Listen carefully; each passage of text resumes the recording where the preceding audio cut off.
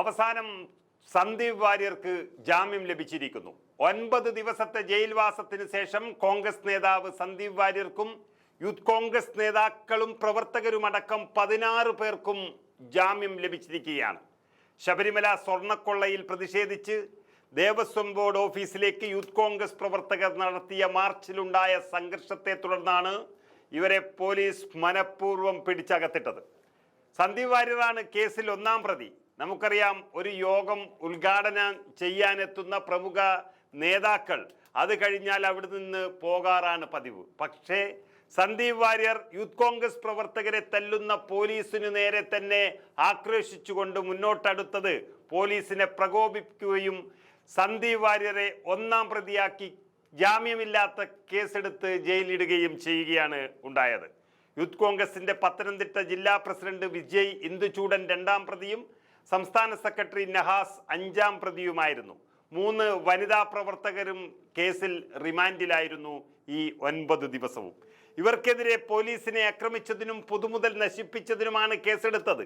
സന്ദീപ് വാര്യർ ഉൾപ്പെടെയുള്ള യൂത്ത് കോൺഗ്രസ് നേതാക്കളെ പോലീസ് പച്ചയ്ക്ക് തല്ലുന്ന ചിത്രങ്ങളും ദൃശ്യങ്ങളുമൊക്കെ എല്ലാ സമൂഹ മാധ്യമങ്ങളിലടക്കം പ്രചരിച്ചതാണ്. പക്ഷേ യൂത്ത് കോൺഗ്രസിൻ്റെയും നേതാക്കളെ പിടിച്ച് അകത്തിടുന്ന ഒരു കാഴ്ചയാണ് കണ്ടത്. പത്തനംതിട്ട CJM കോടതിയാണ് ഇപ്പോൾ പ്രതികളുടെ ജാമ്യാപേക്ഷ പരിഗണിച്ചത്.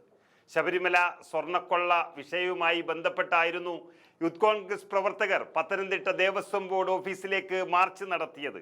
അമ്പലം കള്ളന്മാർ സ്വദേശത്തും വിദേശത്തും ഇങ്ങനെ പാറിപ്പറന്ന് നടക്കുമ്പോൾ അതിനെതിരെ പ്രതിഷേധിച്ചവർക്ക് കാരാഗ്രഹമാണ് വിധിച്ചത്.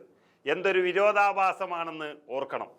സന്ദീപ് വാര്യരുടെ നേതൃത്വത്തിൽ നടന്ന മാർച്ചിൽ സന്ദീപ് വാര്യരെ തന്നെ 1-ാം പ്രതിയാക്കി കേസെടുത്ത് കേരളത്തിലെ സാധാരണ പ്രവർത്തകർക്ക് മാത്രമല്ല വലിയ വലിയ നേതാക്കൾക്കും പോലീസ് കൈവിലങ്ങണിയിക്കുന്ന ഒരു നാളുകളാണ് ഇപ്പോൾ കേരളത്തിൽ കടന്നു പോകുന്നത്. പ്രതിഷേധക്കാർ ബാരിക്കേഡ് മറികടന്നുവെന്നും ദേവസ്വം ബോർഡ് ഡെപ്യൂട്ടി കമ്മീഷണർ ഓഫീസിന് മുന്നിലെത്തി അക്രമം കാണിച്ചുവെന്നൊക്കെയാണ് FIR-ൽ പറഞ്ഞിരിക്കുന്നത്. ഓഫീസിന് മുന്നിൽ തേങ്ങയുടച്ച് പ്രതിഷേധിക്കുന്നതായിരുന്നു നേരത്തെ അറിയിച്ചത്. എന്നാൽ തേങ്ങ ഓഫീസിന് നേരെ വലിച്ചെറിയുകയും തേങ്ങ തീർന്നതോടെ റോഡിൽ നിന്ന് കല്ലുപെറുക്കി എറിയുകയുമൊക്കെ ചെയ്തു എന്നാണ് പോലീസിൻ്റെ FIR-ലും അതുപോലെ റിപ്പോർട്ടിലും പറയുന്നത്. ഓഫീസിൻ്റെ 4 ജനൽ ചില്ലുകളും തകർന്നിരുന്നു എന്നുമുണ്ട്. ഏതായാലും സന്ദീപ് വാര്യർ ഷാഫി പറമ്പിൽ അടക്കമുള്ളവർക്ക് നേരെ നടത്തിയ ലാത്തി ചാർജിൻ്റെ സമയത്ത് സന്ദീപ് വാര്യർ അകത്തായിരുന്നു. അദ്ദേഹത്തിൻ്റെ പ്രസംഗങ്ങളും പ്രതികരണങ്ങളും ഒക്കെ ഒരുപാട് കേരളം കേൾക്കാൻ ആഗ്രഹിക്കുന്ന ഒന്നാണ്. ഇപ്പോൾ സന്ദീപ് വാര്യർ ജയിലിൽ നിന്നും ഇറങ്ങി ഷാഫി പറമ്പിലിൻ്റെ അടുത്തേക്ക് പോകുന്നു എന്നുള്ളൊരു സൂചന ഒക്കെ ലഭിക്കുന്നു. ഏതായാലും വരും ദിവസങ്ങളിൽ കേരള രാഷ്ട്രീയം അതിശക്തമായ രീതിയിലുള്ള പ്രതികരണങ്ങൾ തന്നെ കാത്തിരിക്കുകയാണ്.